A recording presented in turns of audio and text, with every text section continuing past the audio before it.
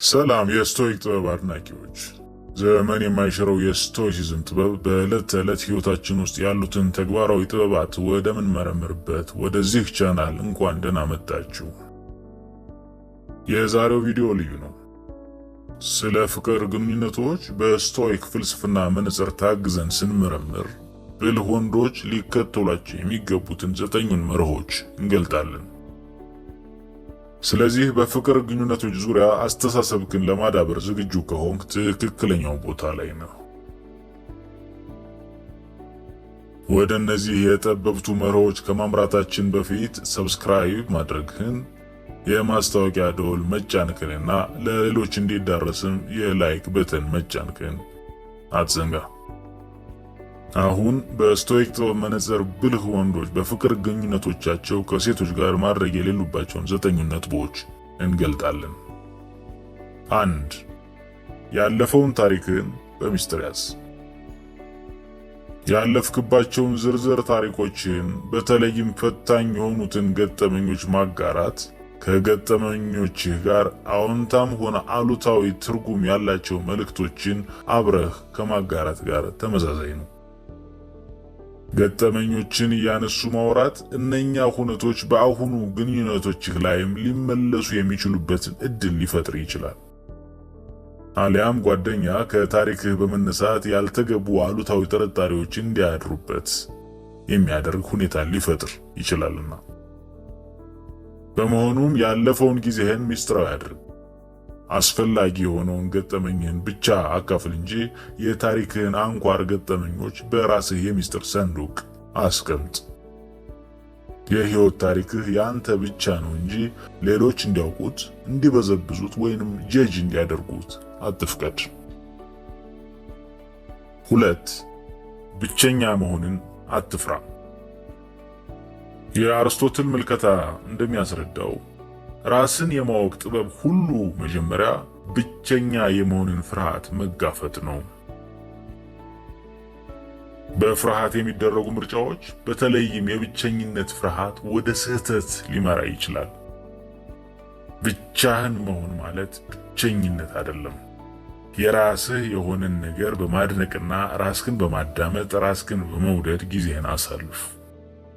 ከአንድ ሰው ጋር ለመሆን ስትመርጥ ለህይወት ዋጋ ስለሚጨምር ይሁን እንጂ ያለሱ መሆን ስለምትፈራ መሆን የለበትም።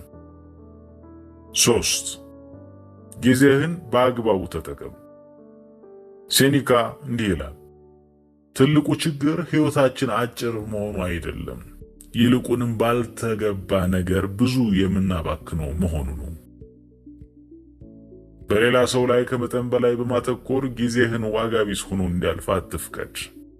ጊዜህን በራስህ እድገት ላይ ብቻ በማተኮር ተጠቀምበት፣ ምክንያቱም ያንተ እንጂ የሌሎች ሰዎች አይደለምና።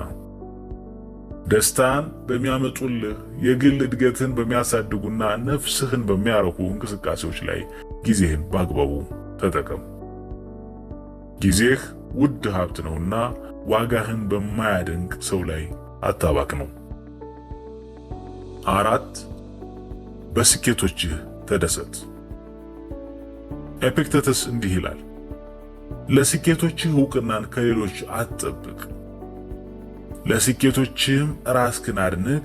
ለራስህ ስኬት ዕውቅና መስጠትን ዘንግተህ ሌሎችን ለማስደሰት ስትጣጣር በጭራሽ አትገኝ። ምንም ትንሽ ቢሆን ወደፊት አንድ እርምጃ ያራመደ ስኬት መከበር ይገባዋል። ለውጥን በማክበርና በማበረታታት በራስ መተማመንን ማጎልበት ለተሟላ ህይወት እጅግ አስፈላጊ ነው። 5. የአእምሮህን ጤንነት ጠብቅ። ለሌላ ሰው ብሎ የአእምሮን ጤንነት መጉዳት ለህይወት ዋጋ ለሌላቸውና ለሚጎዱ ሰዎች ምቾትና ሙቀት ብለህ የገዛ ቤትን እንደማቃጠል ይቆጠራል። ለሌሎች ሲባል የአእምሮ ጤንነትና ደስታ በፍጹም መጎዳት የለበትም። ኃይልህን መልሰህ አግኝ፣ ሰላምክን በኃይል ጠብቅ፣ የአእምሮ ጤናህን ተንከባከብ።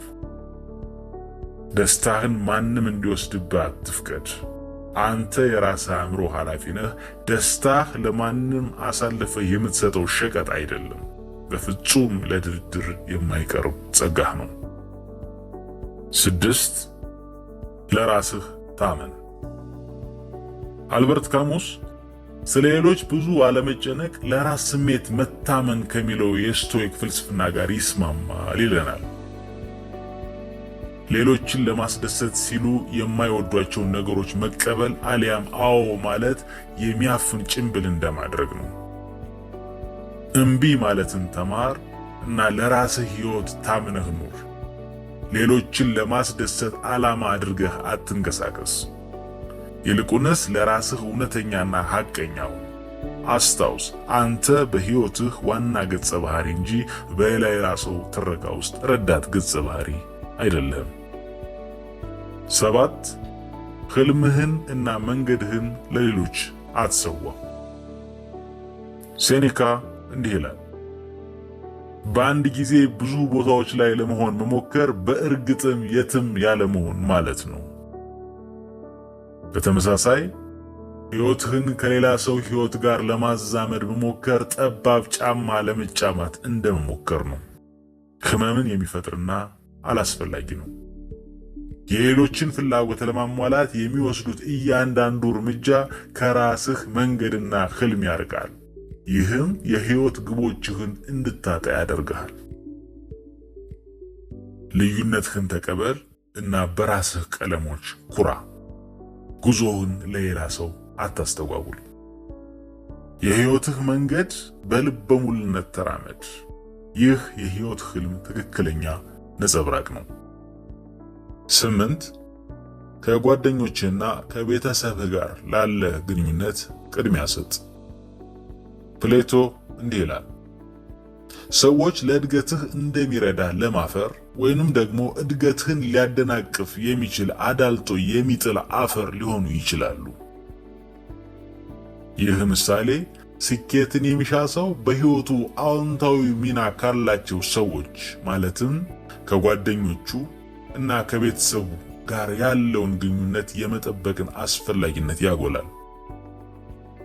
ከሌላ ሰው ይሁንታ ለማግኘት ጓደኞችንና ቤተሰብን መግፋት የተሳሳተ ምርጫ ነው።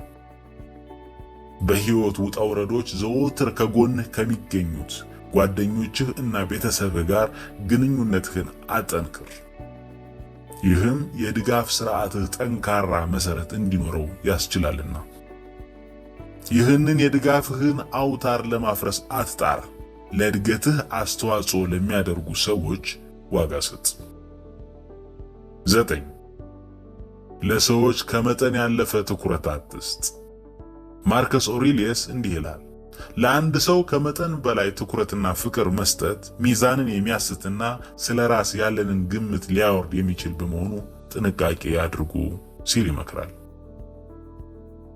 በሌላ ሰው ላይ ከመጠን በላይ ትኩረት ማድረግ ማለቂያ በሌለው አዙሪት እንደሚሽከረከር ሳተላይት መሰረት አልባ ያደርጋል። ይህም ህልሞችህ እና ልዩ ማንነትህ እንዲጠፉ ያደርጋል። ፍላጎትህንና ትኩረትህን ተቆጣጠር። በእነሱ ህግ መሰረት የሚኖር ጥላ መሆንህን አቁም እና እንደ ራስህ ፀሐይ ብርሃን መፈንጠቅ ጀምር። አስታውስ፣ ሕይወትህ በሌላ ሰው ታሪክ ውስጥ የረዳት ገጸ ባህሪ ሚና እንዳልሆነ። አንተ የራስህ ትረካ ዋና ገጸ ባህሪ ነህ። ማንም ሰው ያንተን ብርሃን እንዲያደበዝዝ አትፍቀድ። ማህበራዊ ግንኙነቶችን የሚገራ ጥበብ ወደምታገኙበት ወደዚህ የስቶይሲዝም ቻናል ስለተቀላቀሉ እናመሰግናለን። አስታውስ፣ የስቶይክ መርሆችን መቀበል በጾታ ላይ የተመሰረቱ ህጎችን የተመለከተ ሳይሆን በሁሉም የህይወት ዘርፎች የሚገጥሙን ፈተናዎች የሚያልፍ አስተሳሰብን ማዳበር ነው።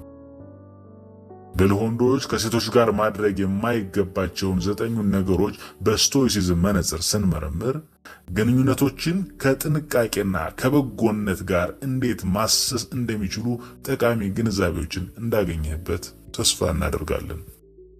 እስከሚቀጥለው ጊዜ ሰላም።